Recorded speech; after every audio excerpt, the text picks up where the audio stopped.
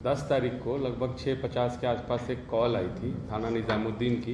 यहाँ एक आदमी का मर्डर हो गया है। हम लोग तुरंत ही मौके पे पहुँचे। वहाँ पहुँचने पर पता चला कि ये घर है C14 अपर ग्राउंड फ्लोर। वहाँ डॉक्टर योगेश चंद्र पॉल उनकी हत्या की गई थी और घर में लूट हुआ था।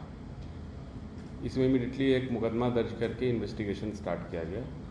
इन्वेस्टिगेशन के दौरान जो सीक्वेंस ऑफ इवेंट्स आया वो ये आया कि लगभग 1:31 के आसपास डॉक्टर साहब अपने क्लिनिक से बीरबल रोड पर उनका क्लिनिक है जो उनके घर से थोड़ी दूरी पे है, वॉक करके आते हैं और दो लोग उनके पीछे पीछे उनके घर में घुस जाते हैं। बीच में एक आदमी फिर अंदर जाता है और वो आदमी फिर एक बाहर आता है।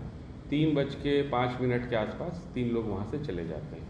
इनकी wife Mrs Neena Paul, doctor Neena Paul जब वापस आती हैं घर पे, उन्होंने बॉडी को डिस्कवर किया। बॉडी जो किचन में पड़ी हुई थी, बॉडी उनके हाथ बांध रखे थे और कुछ स्ट्रैंगुलेशन के वो थे इंडिकेशंस थे। इनिशियली हम लोगों ने तुरंत टीम कई सारी बना के इन्वेस्टिगेशन टेकअप किया और उस इन्वेस्टिगेशन के दौरान हम लोगों को, चूँकि इलाके में बहुत सारा CCTV लगा हुआ है, उनकी फुटेजेस हमने आपस में कोलेट किए, उनको पैच किए और हम लोगों ने सारा मूवमेंट आइडेंटिफाई कर लिया। तो ये मर्ज किया कि टोटल मौके पे 5 लोग थे। 5 लोग जो थे वो आए। उसके बाद हमने फर्दर उसको ट्रेल किया आगे। तो ये ट्रेल हम लोग को सराय काले खां ले गया। सराय काले खां में 5 लोग जाते हैं। इनके पास हाथ में कुछ बैग्स होता है, इनके पास कुछ और सामान होता है, पॉलीथीन वगैरह, जिससे ऑब्वियस था कि जो लूट का सामान है ये यहाँ से लेके गए हैं। आगे फिर पता चलता है कि लगभग 4:45 के आसपास ये लोग वहाँ से निकल जाते हैं। एक लेडी भी इनके साथ होती है। 6 लोग आइडेंटिफाई हो गए।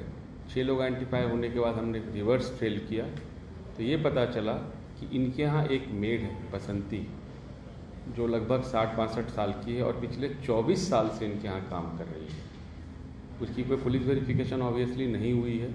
24 साल से काम कर रही थी। बसंती ने ये इन्फॉर्मेशन उनको पास किया और उस इन्फॉर्मेशन को फर्दर डेवलप करके इस घटना का मतलब इसको एग्जीक्यूट किया गया। इसमें जो मेन किरदार निकल के आए हैं वो बसंती है। बसंती ने ये इन्फॉर्मेशन है कि विश्वरूप साई करके एक व्यक्ति है जो हरिद्वार में रहता है, बेसिकली क्रिमिनल है। उसके रिकॉर्ड हम ट्रेस कर रहे हैं, लेकिन जो लोकल इंक्वायरी हुई उससे ये पता चला है कि वो बेसिकली नशा करके, जिसको हम आम भाषा में जहर खुरानी वगैरह बोलते हैं, वो एक्टिविटी करता है। विश्वरूप साई ने फिर ऑर्गेनाइज़ किया, उसने 3 और नेपाल के लोगों को शामिल किया अपने साथ। एक हरिद्वार में ही बिल्ला घाट है, बिल्ला घाट में एक पंडित जी हैं हिमांशु जोशी, उनको शामिल किया। हिमांशु के एक भाई उसका नाम क्या है, अमित जोशी, आकाश जोशी को शामिल किया। 5 तारीख को विश्वरूप, हिमांशु और आकाश यहाँ के पहले रेकी कर जाते हैं, फिर ये वापस चले जाते हैं।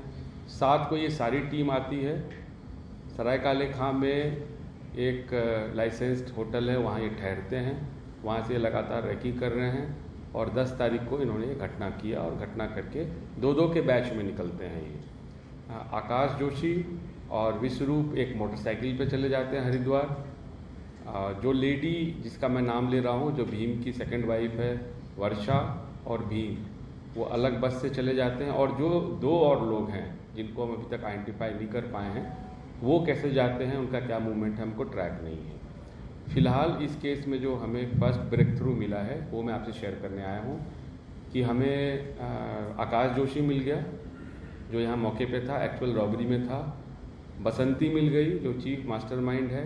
हिमांशु मिल गया जो रेकी करने के लिए आया था, आकाश का भाई है। इसमें कुल 55,000 रुपये और लूटेड ज्वेलरी जो आकाश का हिस्सा था वो हमको रिकवर हो गया है। अभी तक के अर्ली इंडिकेशन ये हैं कि जो लोग नेपाल से आए थे नेपाल में चले गए हैं, लेकिन हम कोऑर्डिनेट कर रहे हैं कि उनको हम किसी तरह से गिरफ्तार करें और बाकी लूटेड आइटम भी रिकवर करें।